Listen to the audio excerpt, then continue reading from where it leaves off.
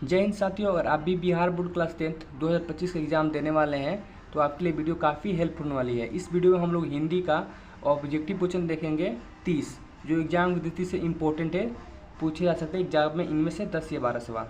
तो चलिए शुरू करते हैं आज की इस वीडियो को। 1 नंबर सवाल दिया है, दही वाली मंगम्मा कहानी का कहानीकार कौन है। ये आपका बोर्ड बनल का सवाल है, परीक्षा में सवाल पूछा है और पूछ भी सकता है। दही वाली मंगम्मा कहानी का कहानीकार कौन है, तो है श्रीनिवास। ऑप्शन नंबर ए इसका सही उत्तर है। 2 नंबर सवाल है, ढहते विश्वास कहानी का कहानीकार कौन है। ढहते विश्वास कहानी के कहानीकार कौन है, तो ढहते विश्वास कहानी के कहानीकार है सातकोरी होता। ऑप्शन नंबर सी इसका सही उत्तर है। 3 नंबर सवाल है, लक्ष्मण कहाँ नौकरी कर रहा था। लक्ष्मण कहाँ नौकरी कर रहा था, तो लक्ष्मण कोलकाता में नौकरी कर रहा था। ऑप्शन नंबर ए इसका सही उत्तर है।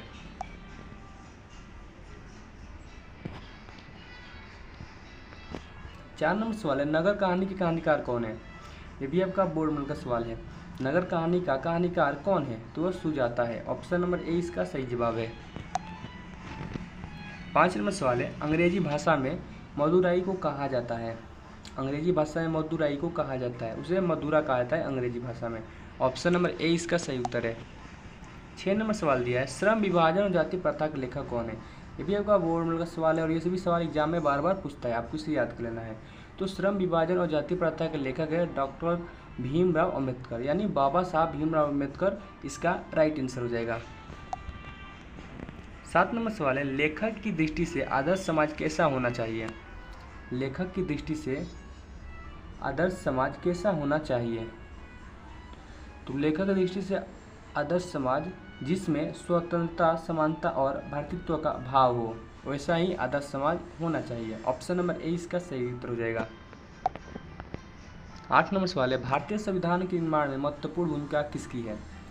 भारतीय संविधान के निर्माण में महत्वपूर्ण भूमिका किसकी है, तो इनमें से भीमराव अम्बेडकर जी की महत्वपूर्ण भूमिका है। ऑप्शन नंबर ए इसका सही उत्तर है। 9 नंबर सवाल है, सभ्य समाज की आवश्यकता क्या है। सभ्य समाज की आवश्यकता क्या है, ये भी आपका बोर्ड में का सवाल है, परीक्षा में पूछ सकता है। तो सभ्य समाज की आवश्यकता है जाति प्रथा। ऑप्शन नंबर ए इसका सही उत्तर है। 10 नंबर सवाल है, नलिनी बिलोचन शर्मा पटना विश्वविद्यालय के हिंदी विभाग के अध्यक्ष कब बने। नलिनी बिलोचन शर्मा पटना विश्वविद्यालय के हिंदी विभाग के अध्यक्ष कब बने, तो वो बने थे 1959 ईस्वी में। ऑप्शन नंबर डी इसका सही उत्तर है। 11 नंबर सवाल दिया है, 20 के दांत कहानी किस वर्ग के अंत विरोधी को उजागर करती है। 20 के दांत कहानी किस वर्ग के अंत विरोधियों को उजागर करती है, तो वह मध्यम वर्ग के। ऑप्शन नंबर सी इसका सही उत्तर है। 12 नंबर सवाल है, खोखा खोखी किस भाषा का शब्द है। ये भी आपका बोर्ड में सवाल है, परीक्षा में सवाल पूछ सकता है। खोखा खोखी किस भाषा का शब्द है, तो हमको पहले बता दें खोखा खोखी किस भाषा का शब्द है, तो वह है बांग्ला का। और खोखा खोखी का अर्थ क्या होता है, तो खोखा खोखी का अर्थ होता है बच्चा बच्ची। आप लोग दोनों सवाल याद रखिएगा, परीक्षा में पूछ सकता है और ऐसे भी सवाल पूछता है। अगला सवाल है आपका 13 नंबर, सेन साहब की कितनी लड़कियां थी, तो सेन साहब की कुल 5 लड़कियां थी। ऑप्शन नंबर सी इसका सही जवाब है। 14 नंबर सवाल है, नौकर की कमीज नामक उपन्यास किसकी रचना है। नौकर की कमीज नामक उपन्यास किसकी रचना है, तो वह है विनोद कुमार शुक्ल की। ऑप्शन नंबर 20 का सही उत्तर है। 15 नंबर सवाल है, मछली है, यानी जो मछली है वो क्या है, कहानी है कि निबंध है कि शिक्षा शास्त्र है कि ललित निबंध है, तो जो मछली है वह एक कहानी है। ऑप्शन नंबर ए इसका सही उत्तर है। 16 नंबर सवाल है, पेड़ का कमरा किसकी रचना है। पेड़ का कमरा किसकी रचना है, तो पेड़ का कमरा विनोद कुमार शुक्ल की रचना है। ऑप्शन नंबर ए इसका सही उत्तर है। 17 नंबर सवाल है, गांधी जी को महात्मा किसने कहा।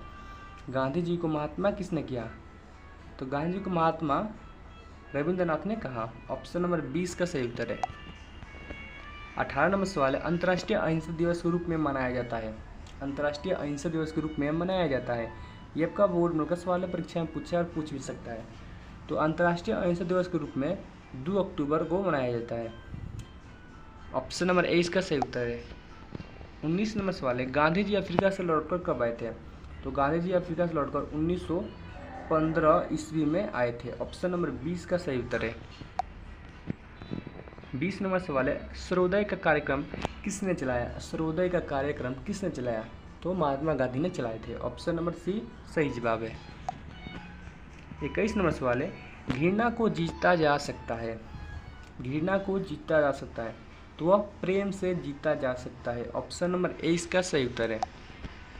22 नंबर सवाल है, सत्य के साथ मेरे प्रयोग किसकी रचना है? ये भी आपका बोर्ड में सवाल परीक्षा में पूछा है। सत्य के साथ मेरे प्रयोग किसकी रचना है?